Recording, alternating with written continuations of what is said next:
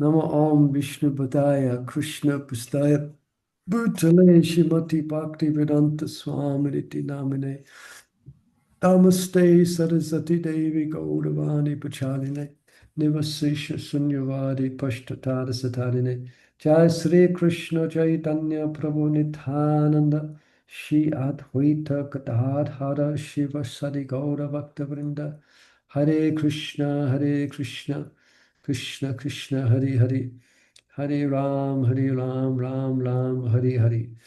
Okay, welcome again. Devotees have just joined us.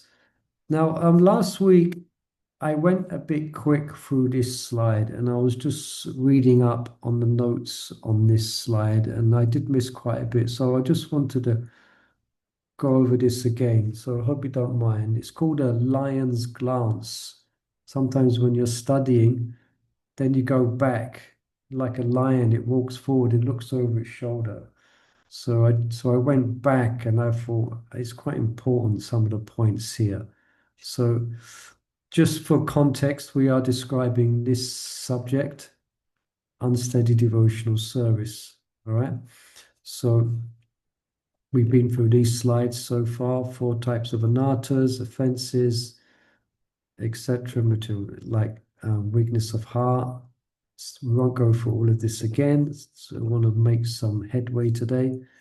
So let's go. Where's the slide? All right, we made quite some ways down here, down here. Yeah, initiation, bhajan kriya, diksha. Okay. All right. So the first parts I might repeat again. Hope you don't mind, but I just want to be really sure that we're really clear on this because it is important. I guess it's the most, it could say it's one of the most important days in our life. Dare I say, even more important than our marriage day. It's a day we take Diksha. Yeah, and we make specific vows on that day, as all devotees know. And we hear about the 10 offenses as part of the lecture during the Diksha ceremony. Um, Now, by following the principles or by following the orders of the spiritual master, that's how we get spiritual strength. Sometimes devotees inquire about spiritual strength. As we know, it can come from, it's represented by Nityananda, actually. The guru represents the potency of Nityananda. So by following the instructions that we get from Guru, especially on that initiation day, then that gives us strength. And we need strength because we're speaking here about the stage of unsteady devotional service. So still a few devotees coming in. We need spiritual strength to get through what Maharaj describes as the rigors of purifying the heart. So if we simply strictly follow the orders that we've been given, the rules and regulations that we've been given by the spiritual master, that's going to give us strength, will give us spiritual strength. Now, if someone is a young devotee or described here as a neophyte devotee or they're just beginning their spiritual life, um, if they unable to uphold the vows, then obviously one's going to fall back into the clutches of illusion again. And I was just speaking with friend of mine. Actually, I think it was Alexander. Yeah, we were just speaking how sometimes when I'm sitting in at an initiation, sometimes with 20 or 30 devotees, or sometimes here in Mayapur, 200 devotees or 100 devotees.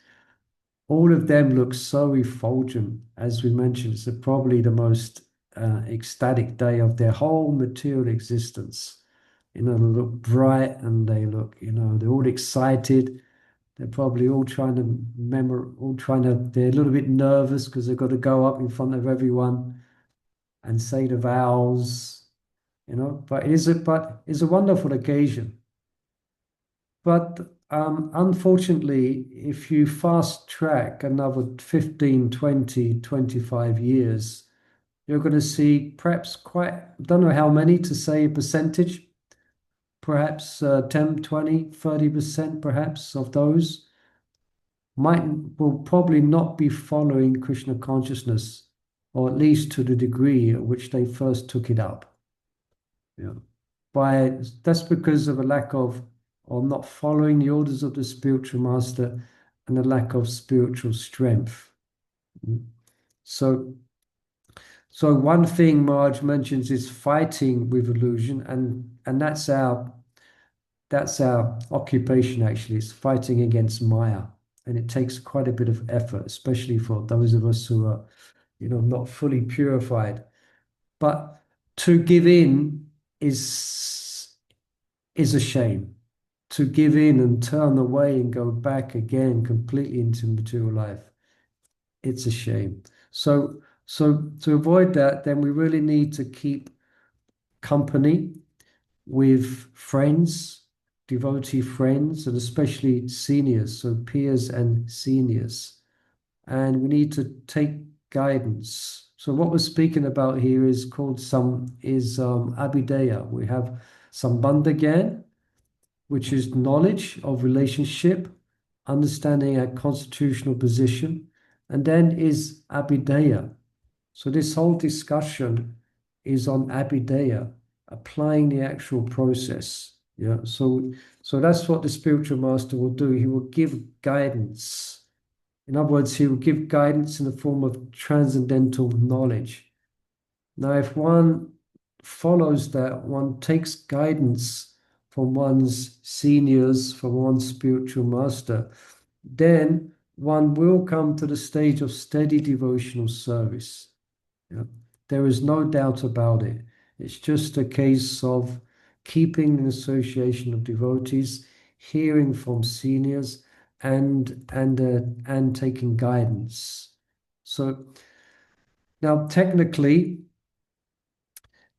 initiation is what's described in this verse here. It's the process which infuses devotees with transcendental knowledge. So you might say, whenever you attend a Srimad Bhagavatam class, or you're actually taking Diksha, you're actually engaged in the process of Diksha, you're receiving transcendental knowledge, or whenever you hear from your spiritual master. Yeah. And hearing that transcendental knowledge, it has a purifying effect, and it's going to free you from the binds of the material world, or going to free you from sinful reactions. There's a wonderful chapter in the Bhagavad Gita, well, they're all wonderful chapters, but especially chapter 4, it's called Transcendental Knowledge, and it glorifies transcendental knowledge. Well, transcendental knowledge specifically about Krishna, his janma, his birth and activity, so-called birth and activities. But there's some wonderful verses that describe there's nothing so sublime as transcendental knowledge, because it frees one from sinful reactions, and the mantras that the Guru gives, it brings one closer to the spiritual master. Specifically, those of you who have second initiation, you're chanting the second and third of those mantras. It's meditation upon Guru, and it's meditation upon the mood of the Guru as well. So chanting those mantras, or just your pranam mantras to your Guru, if you don't have the Gayatri mantras, that's actually bringing one closer to the spiritual master. Yeah. So this definition is given by Sanatana Goswami. It's the process where one awakens transcendental knowledge. So obviously that doesn't go on just on one occasion. That process is going on all the time. Yeah, because Diksha is the process by which one awakens transcendental knowledge. And that awakening, takes place over weeks, months, years, the gradual awakening. And to that degree that we understand Abhidheya, Sambandha and Abhidheya, and especially Prayojan, to that degree we're going to awaken transcendental knowledge. So you understand how Diksha, in the true sense of the term, it means to hear transcendental knowledge. So, actually the ceremony itself is just a one-time ceremony, but that indicates the beginning of the process of really hearing seriously from the spiritual master. Um, yeah, so actually we could say that the process of Diksha is as defined here actually goes on well before the actual formal ceremony. Excuse me, I've got a few mosquitoes. Um, it actually takes place before the actual ceremony. Yeah. So before one makes one's vows, one must there should be some steadiness, at least in the external acts of devotion. Yeah. So that someone is preparing before. Yeah. So actually we do follow this in ISKCON. We have this first you become an aspiring disciple, isn't it? First you aspire. That's the first step in taking initiation.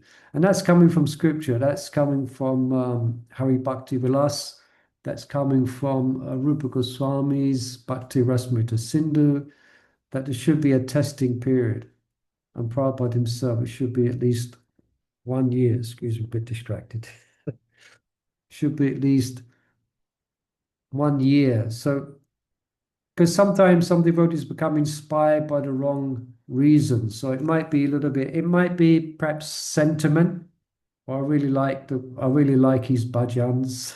So, so you really want to make sure that well, really you could say it's definitely for the disciple, because the guru wants to see that they're steady before he actually gives them initiation. So there's going to be a year of testing time. It's called. And that's when the spiritual master is going to impart some bandhigyan. I want to make sure, just read here, that the prospective disciple ensures that yeah, have embraced knowledge with proper faith. So then Maharaj brings out here this important point of Diksha, that if we have a superficial understanding of transcendental knowledge, then it's going to be difficult to free ourselves from unwanted habits. Because we got unwanted habits in our subtle body. We've got unwanted habits coming from our conditioning. So that transcendental knowledge has to go deeper than that. Then we can rid ourselves of those unwanted habits. I say that because you probably observe, for those of us who take the process and become sadhakas and take the process as seriously as we can, then we're regularly hearing. And devotees do take it quite seriously. Like here during the festival time, Srimad Bhagavatam class, there's one person speaking, there's 1,000 people listening. They're taking it very seriously. But you see, some people don't. They don't take that very seriously. Like they come to the temple, do some seva, they might do some seva, but they don't actually take up the process of hearing very seriously. So then it's difficult for them to give up smoking. It's difficult for them to give up their unwanted habits.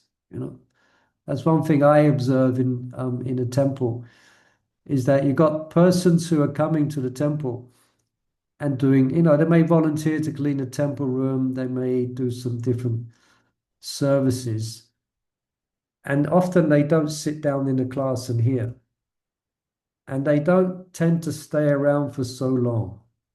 But those who come and sit down and hear from the devotees, they stay. They stay because they're getting this transcendental knowledge, and which helps them to overcome unwanted habits.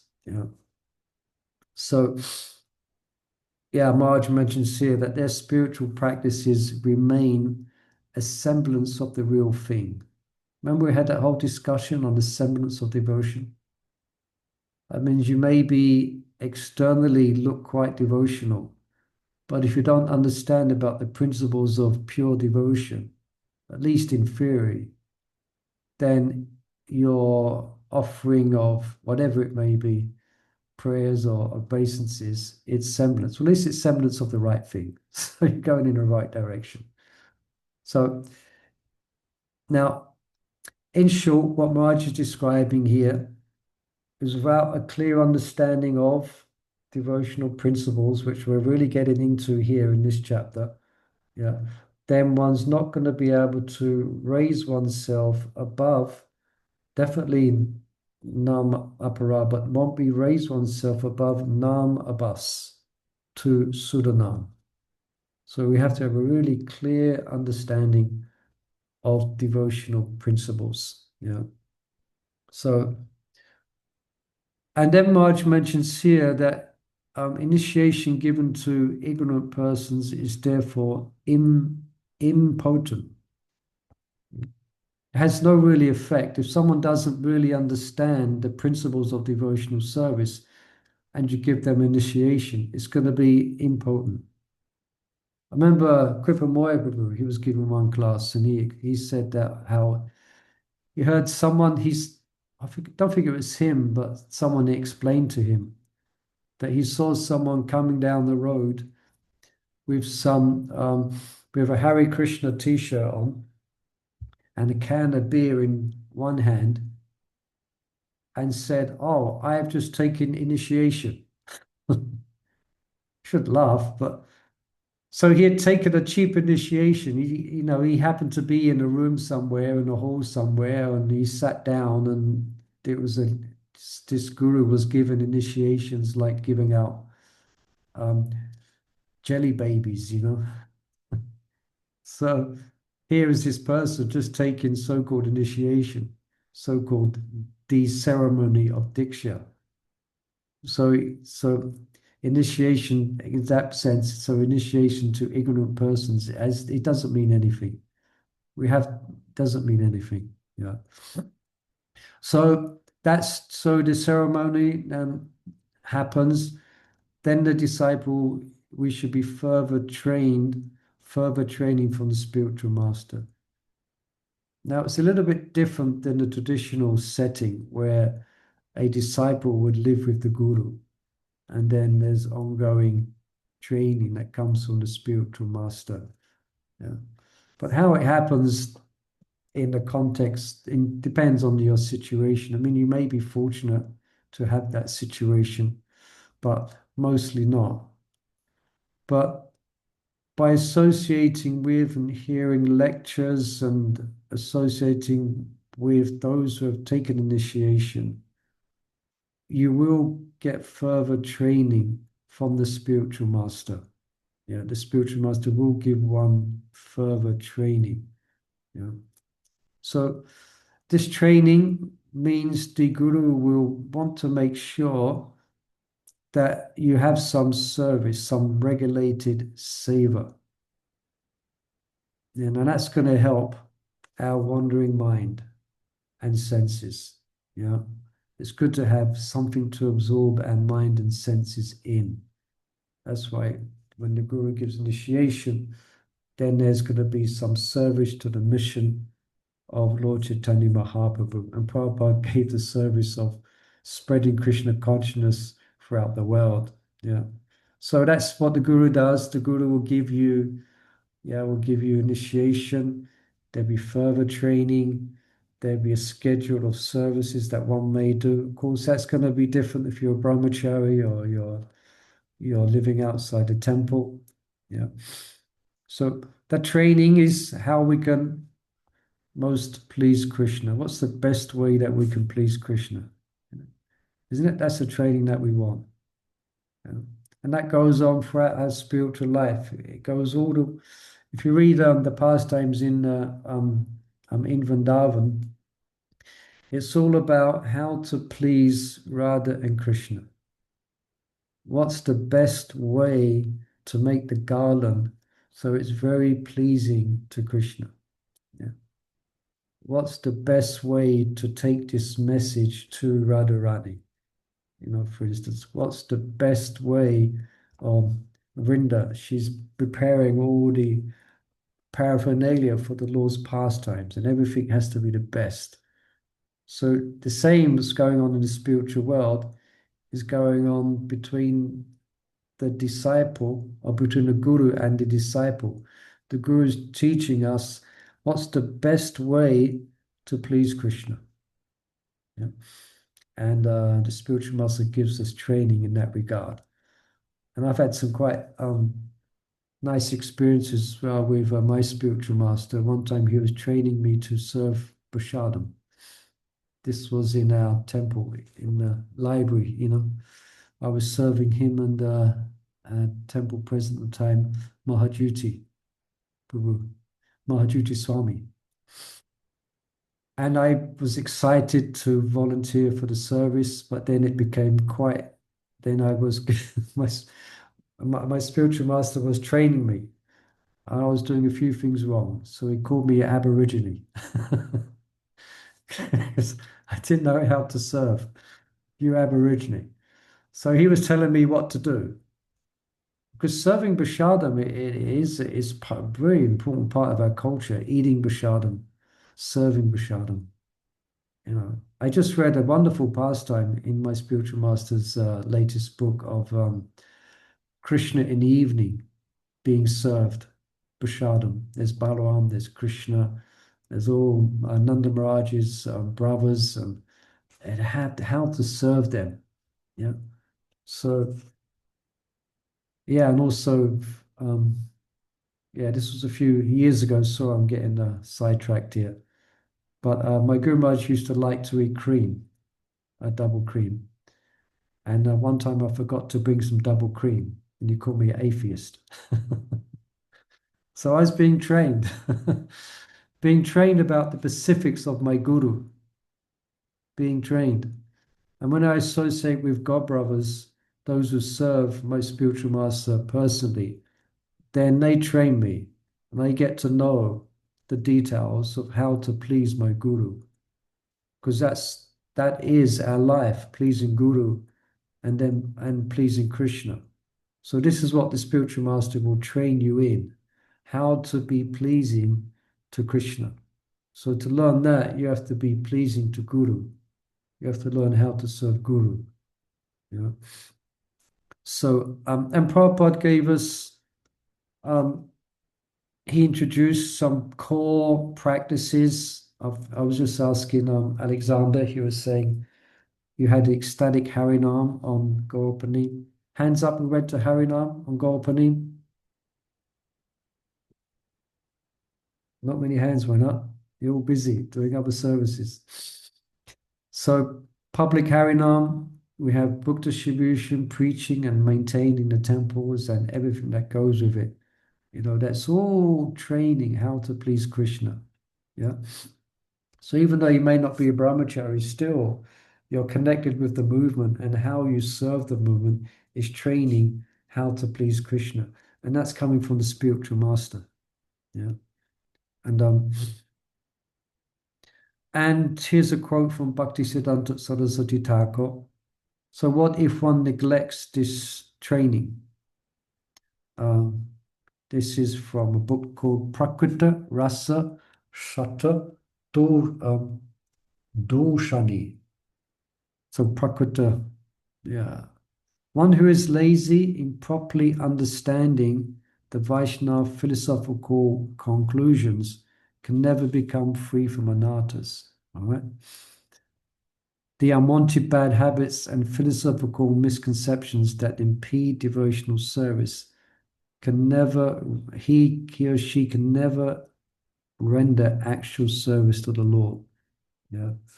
So when we take initiation, we are submitting ourselves to being trained, and we shouldn't be lazy in that regard. We should want to be trained. So yeah, so the spiritual master is going to give the disciples again Sambandha, Abhidheya. Now then Maharaj speaks about the duties of gurus. So we heard about the duties of disciples. This is the part I thought would be interesting just to share, which I missed last week. Now, if the guru and disciples perform their duties properly, then both will advance. So obviously, if the disciples neglect their duties, obviously there's been problems. But also Maharaj speaks about the guru. Yeah, they will suffer the consequences. Yeah, it'd be considered to be an offense to the holy name, and even mentions they will actually fall from their position. Yeah. So um, he even says here that Maharaj mentions that devotees, may be surprised that that spiritual masters are punishable, gulp, if they do not adequately perform their duties. Yeah. So same as if you're a parent, if you don't perform your duties as a parent, there's going to be some reaction. So it's obvious if you're taking a position of guru. So if anyone's thinking of becoming a guru here, yeah, if you don't fulfill that, oh, 1 second, it's lost it. Yeah. So we have the guru has responsibility as well if they did not perform their duties.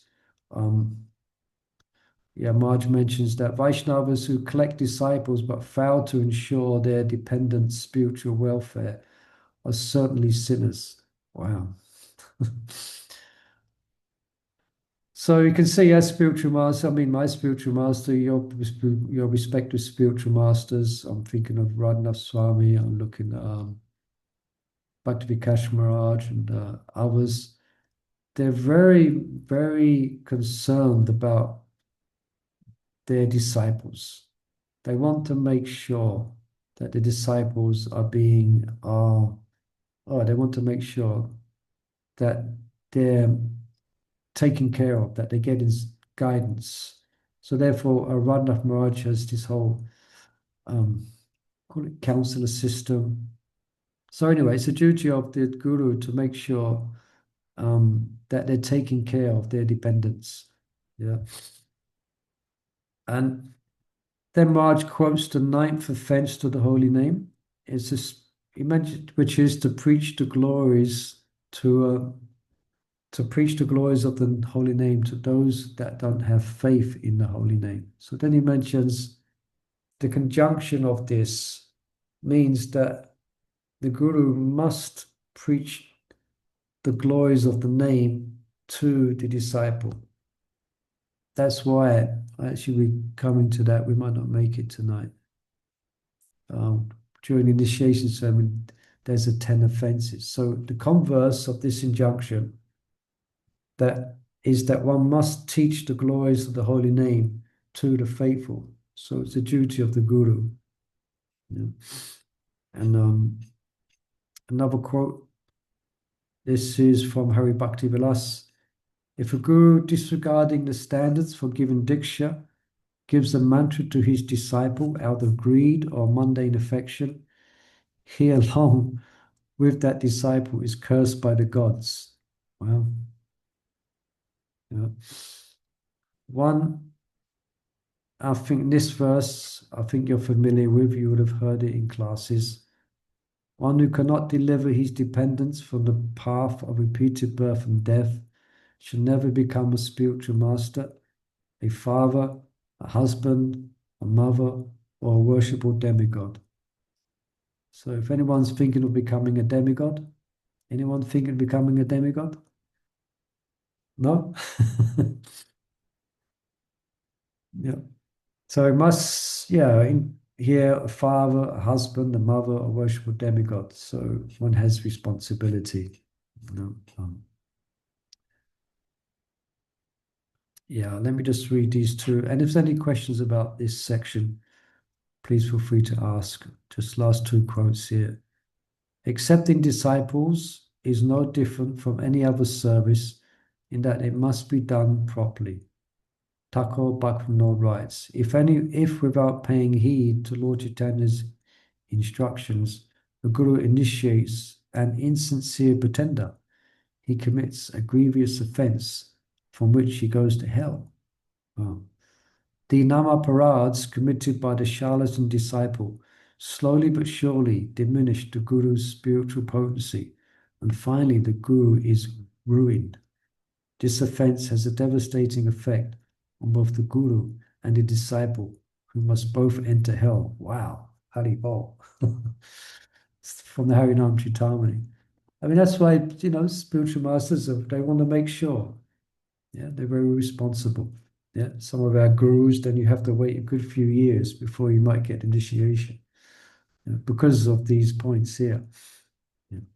Any questions about this before we go on to the next slide? I thought that was important. I just wanted to go over that again and kind of re-emphasize this process of diksha and the responsibility of the disciple and also the guru. Yeah, for us, none of us are gurus. We are disciples, so perhaps that's more relevant. But it's interesting as well. The gurus also have a grave responsibility. You know. Alexander G, you I have was wondering if this going to hell is actually within his mind, that his mind become troublesome, or he literally goes to hell as the hellish condition. yeah, goes to hell, never comes back. I don't know. Sometimes scripture does speak in such a way to wake up, to shock, because, yeah, sometimes, but whether this is exactly in that regard, this quote here, which I read, they actually literally go to hell, I don't know. They'd have to be pretty specifically very, yeah, very specifically deviated from the path in a massive way and take up demonic activities, I would say. But it's a good question, Alexander, that perhaps you can look into for us, do some study. Does it literally mean that one goes to hell? Yeah. The namaparas committed by the charlatan disciple slowly but surely diminish the guru's spiritual. Yeah. I mean, one time I was giving a class, and there was a guru who was in the class. He was a Hindu guru, and he was sitting in the class, and he had his disciples around him. You know, I was a little bit unnerved because I was giving class, Bhagavad Gita class, and the guru of about 10 disciples came in and sat there staring at me intently. And I was speaking about I remember I was speaking about the principles of sense control, etc., the principles of Krishna consciousness and, you know, developing a higher taste and giving up material sense gratification. And this guru, he was staring at me. He was giving me I don't know, trying to zap me with some mystic power or something. Anyway, one of his disciples put his hand up after the class and started to glorify sense gratification, specifically sensual attraction, and how it shouldn't be impeded. And all the other disciples were nodding their head, and the guru looked round and smiled at his disciple. Yes, yes, he's speaking correctly.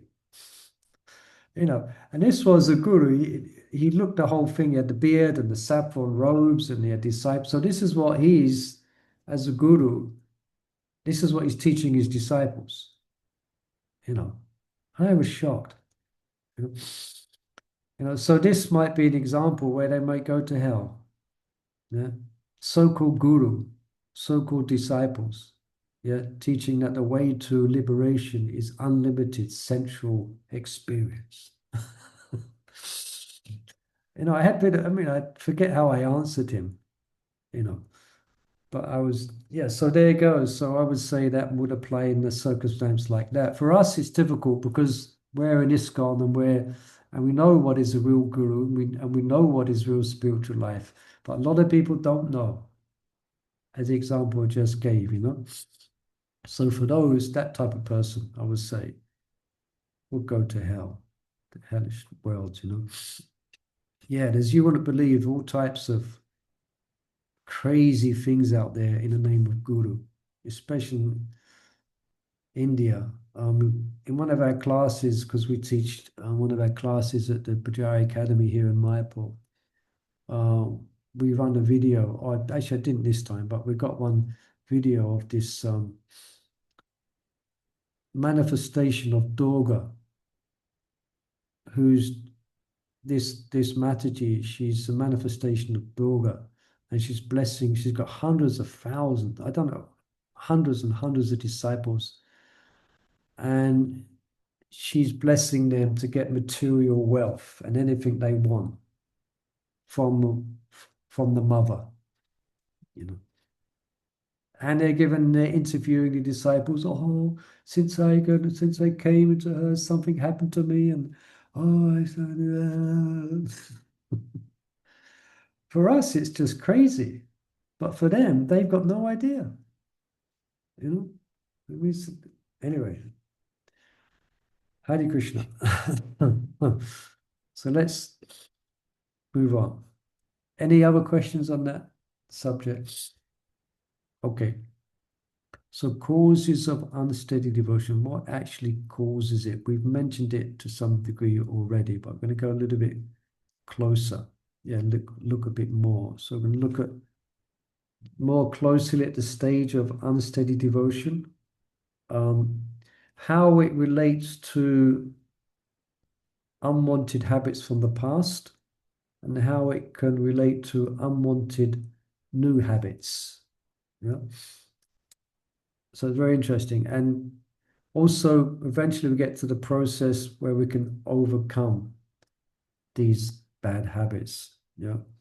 So, and then, as we mentioned, this is Abhidheya. So we shouldn't disregard these details which we're getting into, thinking them, Marge mentions, thinking them too trifling or too many details we're getting into, because this is going to help, Marge describes quite poetically, to pass through the clouds of pernicious means, what does pernicious means? Anyone can describe what pernicious means?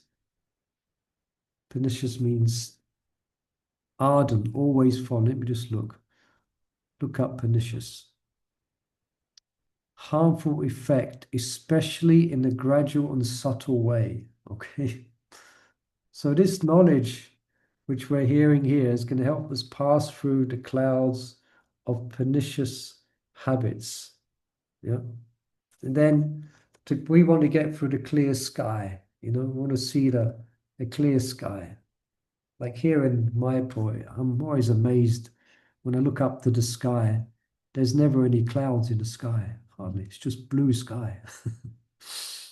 Coming from England, it's quite a different experience. Yeah. So sometimes in the spiritual life, in unsteady devotional service, there can be lots of clouds there. But with knowledge of Abhidheya, then it would clear the sky where devotional service can be effortless, can be sublime, and not and steady. Yeah. So so sometimes Margie brings up a scenario here. Sometimes we feel ourselves quite well situated. At least theoretically, we understand and we take it quite seriously. Das all Smee, that we are servants, and we develop, an affinity for the deities. There's an attraction there, and when we identify ourselves as belonging to ISKCON, so we have that. So we see that one has a sentiment to do devotional service, but we're speaking about unsteady devotional service, but selfish habits and attitudes continue to dominate one's life, you know. Selfish habits. I don't know why I'm always remembering these details. I just had this flash of this experience I had.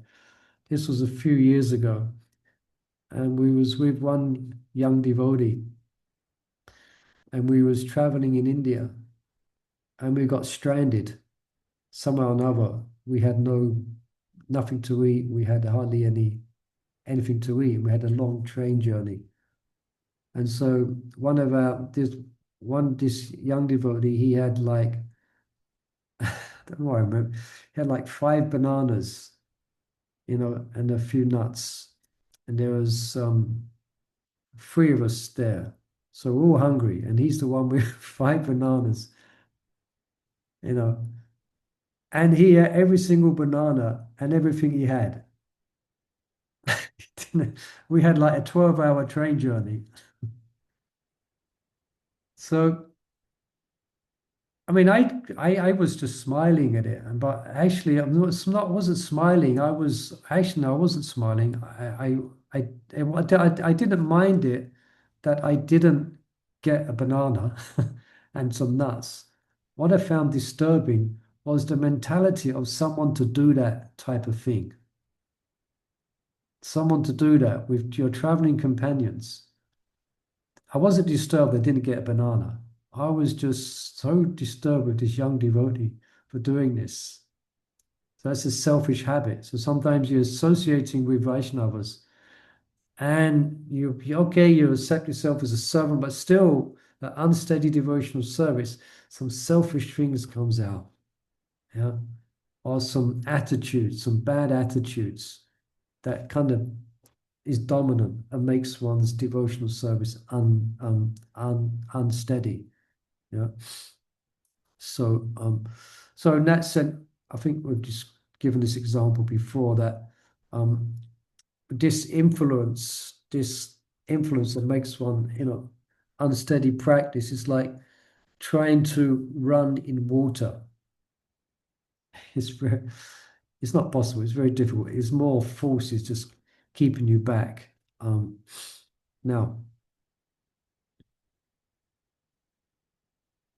Now, in order to become steady, um, not be affected by the influence of past bad habits, we have these things here, which I think I had a whole issue about sleeping in class last week.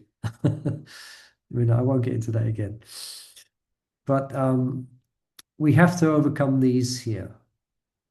Um, we have to succeed in overcoming these here. So, uh, sleep, the influence. So we did cover it last week. Alexander G, you had your hand raised. Yeah, I can ask a question on distraction. Yeah, we will be spending a bit of time on that. Yeah, go on. Go on. Yeah, I just came in. I'm afraid I will forget. you get Uh, distracted quick. yeah. What is a healthy level of distraction? Healthy level of distraction. Can you expand it Because more? But sometimes we need this pause, and we cannot help it but distract ourselves for that moment. But sometimes it can lead to, I guess, too much. And so I was wondering if there is a healthy level of distraction that we can engage our mind to kind of withdraw. it's an interesting question. That will be up to your specific application of your program of hearing and chanting, how you may manage that. I give you an example. Sometimes I endeavor to chant, say I want to chant 64 rounds. Okay. Some of you no doubt have tried it, have done it, are doing it. What I find, if I sit down and try and chant, depends on the situation, but if I try and chant 64 rounds in a one go, I'm really trying to concentrate for like 6 hours. Hare Krishna, Krishna. Can be quite intense, actually. Depends on your purity of heart. Um, but what I sometimes find easier to do is to split it up. I chant 32 rounds in the morning, then I stop, I take breakfast, and I do other things I have to do, bodily stuff. Then before lunch, I chant another 16 rounds. And then I do reading, other things. And then in the evening, I chant another 16 rounds. So you see, and I'm not quite ready for that 64 rounds in one go. Sometimes I can manage it, but often sometimes I have to do this, if I'm on the 64 rounds type thing, you know. So that's one thing. It depends. So sometimes I don't know if I've answered your question, Alexander. That may be an example of what you may do because to maintain your focus and yeah, sometimes you have to manage the mind like a child, you know. Did that answer the question? Or you have? Uh, Perhaps yeah, a little bit further discussion needs to be on this. Yeah. Anyway, it's best I can do for now. Yeah, that. Thank you, Prabhuji. Yeah, yeah. I just incidentally, one of my friends told me the other day, we were speaking about chanting, about increasing rounds and experiences that we had, and he shared with me that one devotee friend that he knows every Kartik he chants 192 rounds every day. Whew. 192 rounds every day for Kartik. I thought, wow, that's pretty impressive. Anyway, That's 16 hours. yeah, 16 hours every day for Kartik. I'm scared to try something like that. But anyway, let's get back on track here. Last few minutes. So yes, his bear sleeping. So sleep engulfs devotees while they're chanting their rounds, hearing Bhagavatam class, and the favorite one is the Gayatri mantra, you know. So now distraction is a tendency to engage in other unrelated devotional activities, such as uh, idle talking during japa. Hopefully we're practiced at that. We should not want to do that. Um, I tend to avoid japa walks with devotees because it ends up not becoming a japa walk. Yeah. So anyway, so we should look out for that. We could say lots about that. Distraction. But so we need to be focused on our specific activities of our devotional activities.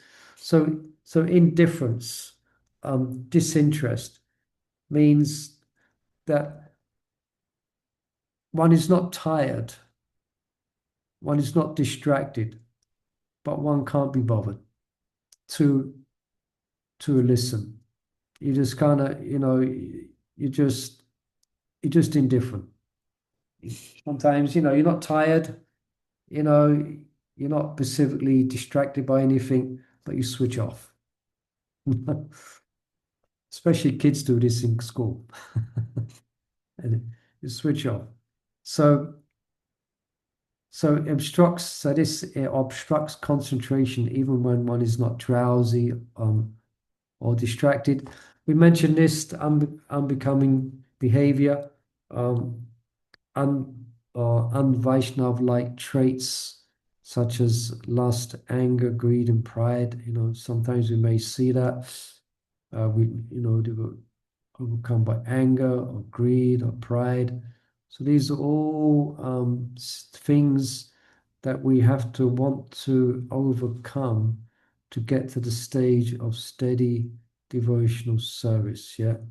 We don't want to be, I'll just skip forward a few slides, doing this every day in a temple to devotees here. Yeah, exaggerating a bit. We want to overcome that. So we're learning what it means to be steady, not just steady in putting on a sari or dhoti or tilak, but steady in these things. Yeah.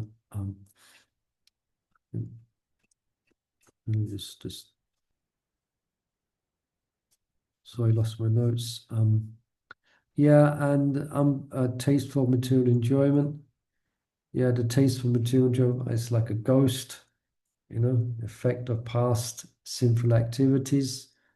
Yeah, I think we mentioned that last week. Okay, so let's move on a bit. Yeah. So, so eventually we're going to get to steady devotional service and what it looks like, and the wonders of that. So please just bear with us. A few things to cover. Actually, I think did we cover this last week? Yeah, we did. We covered this last week, so I'm going to jump ahead a bit. Actually, I can't resist, but just touch on it a little bit. So, false confidence. This is when someone first joins and they take up devotional service and everything's wonderful. They think they're so advanced, you know. It's called utsaha mayi. You know. Then, after some time, they begin to realize that they are a conditioned soul after all, and they're not a pure devotee. They are a conditioned soul after all. So then they become lethargic. They become disappointed, and they need to be inspired. Oh, Prabhu, come on, come on. You know, uh, indecision. Beautiful Kalpa, should I get married? Should I get married? Should I stay brahmachari? Should I live inside? Should I live outside? Should I do this service, do that service? Where should I go? Indecision is to struggle with the senses day and night. One struggling with the senses, inability to uphold vows. I will fast every Ekadashi. I will do it. Ekadashi comes along and someone cooks some carrot halwa. Okay, one doesn't fast. Yeah, but it's okay. It's carrot halwa, Nikadashi. But you get the idea. You make vows and you just can't uphold them. What are vows you make? I will go to the temple every Friday for the Lunati. You can't uphold it. Yeah. The other one is this one in enjoying the conveniences that come from devotional service. There's benefits that come, wealth may come, position may come, respect may come. Yeah, and the Maharaj mentions this from Vishnu Chakravarti Thakur, that one begins to delight in these things. Wealth comes, position, respect, people pay obeisances, and one likes it. One begins to delight in it. Yeah, this is all unsteady devotional service. So, yeah, Maharaj mentions here, these 6 facets of unsteady service are formidable enemies. They make the initial stages of Krishna consciousness more a battle with Maya than a dip into the ocean of ecstasy. Yeah. But still, right, let's hear something encouraging. Okay. Now, it sounds pretty bleak, doesn't it, when we really get into it? Unsteady devotional service. But it's not hopeless.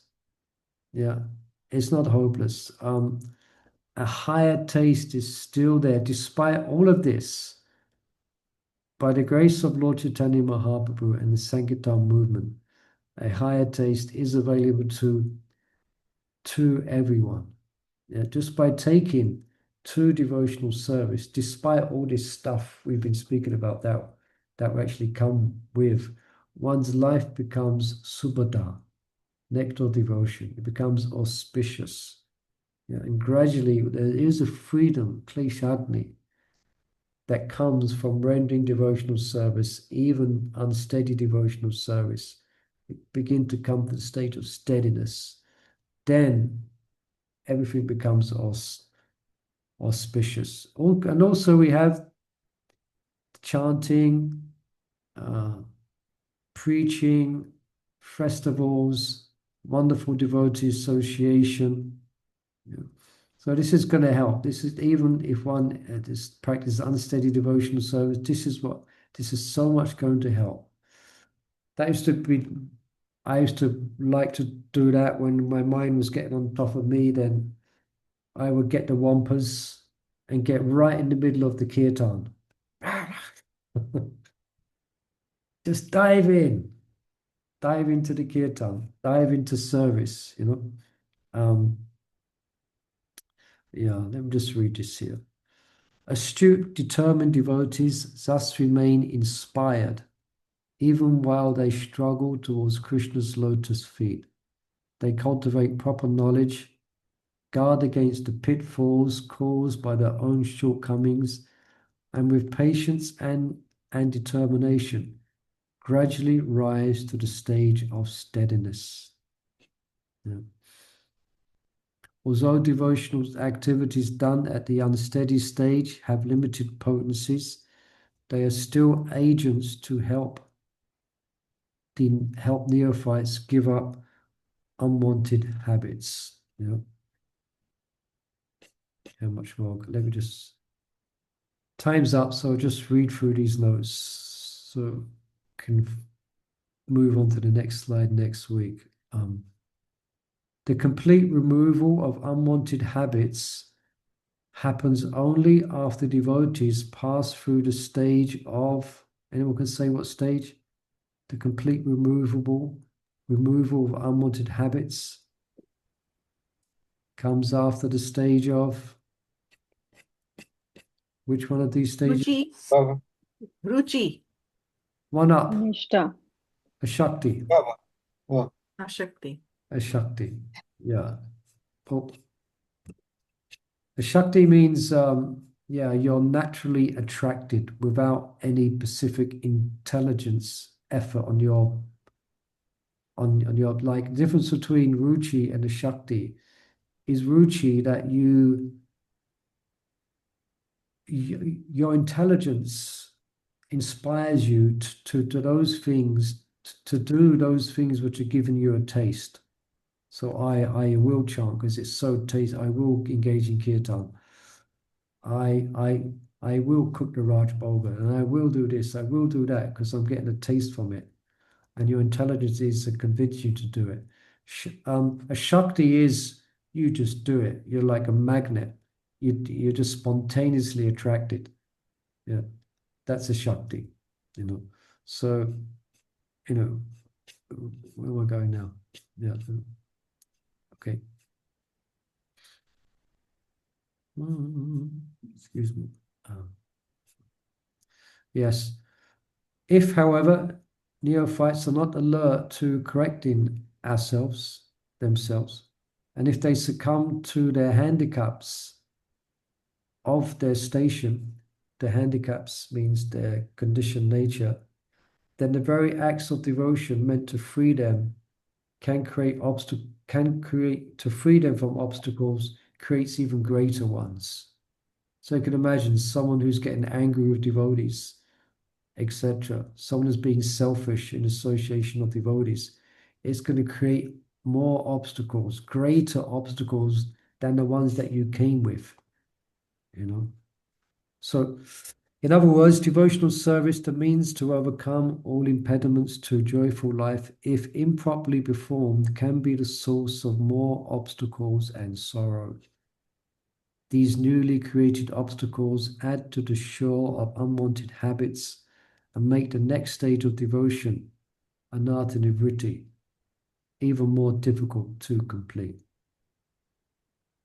Okay, let's finish on the positive. Hare Krishna, Krishna Krishna, Hare Hare, Hare Ram, Ram. Yeah, despite all the problems we may have, if we just stick in the association of devotees, you know, and we engage in the service of the Lord, then we can overcome all these obstacles. But still, we have to be like this whole topic is, it's good to be in knowledge of all of this. It's going to help us to overcome and get to the stage of being steady.